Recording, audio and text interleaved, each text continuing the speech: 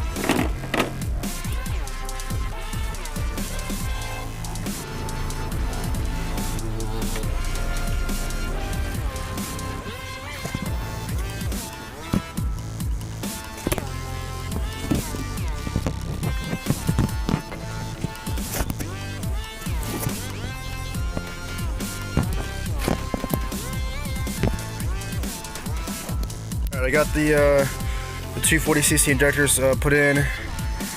This is going to be the first startup with big injectors, or with the bigger injectors.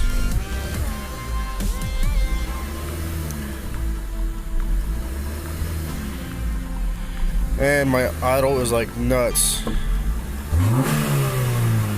It revs a lot stronger though. It's not lacking power like with the smaller injectors.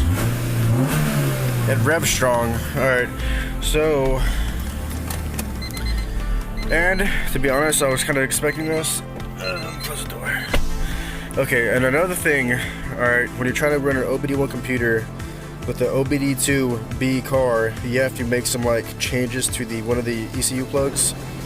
You have to move okay, so I have a 3-wire IAC valve, idle air control valve, and the OBD cars have 2-wire. So you basically have to like mimic the 2-wire IAC valve wiring, and let me show you how to do that. I'm gonna try to one-hand this, but this black and blue striped wire here gets taken out and moved to this empty slot. I'll include a picture because I'm sure this is gonna be hard to really understand on video.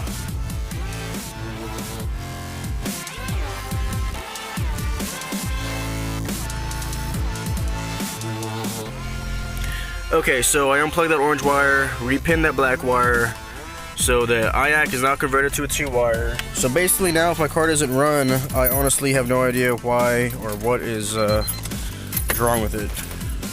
Or why it won't run with the OBD1 computer. But okay, here we go.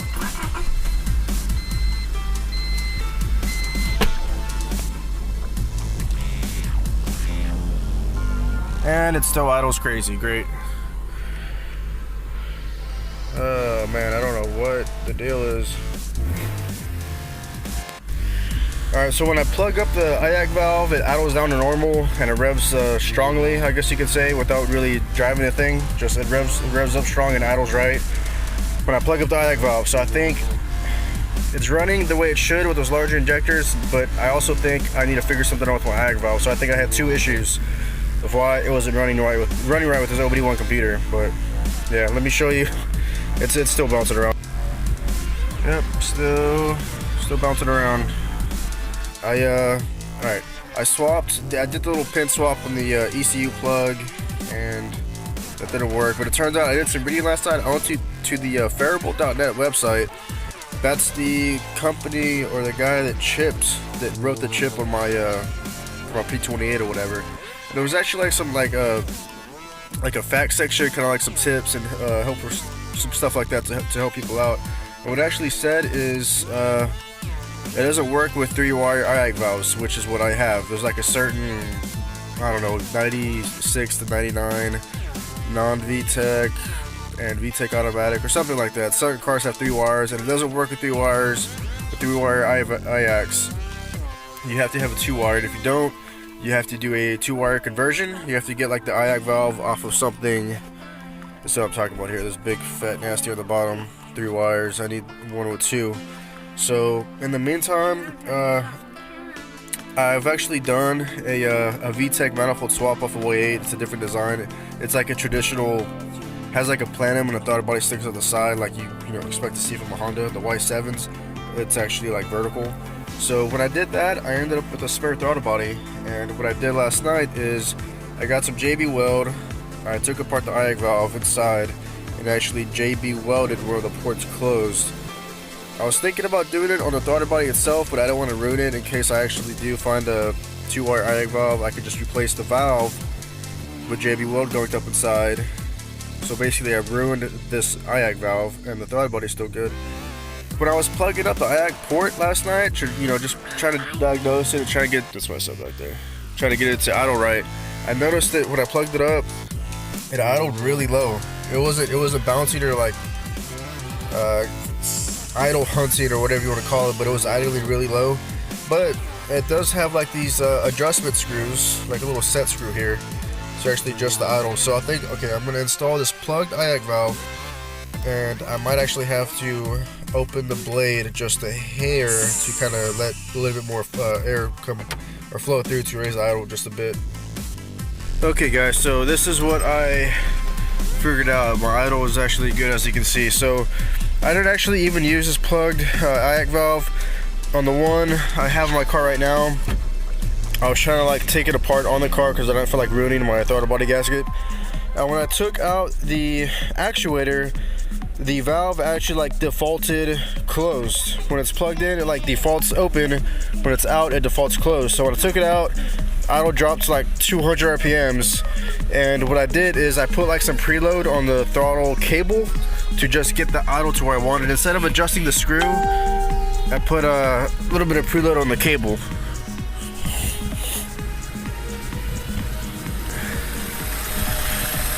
Right here, I just adjusted this to put preload on the blade and open it up just enough to keep the idle like at 1000.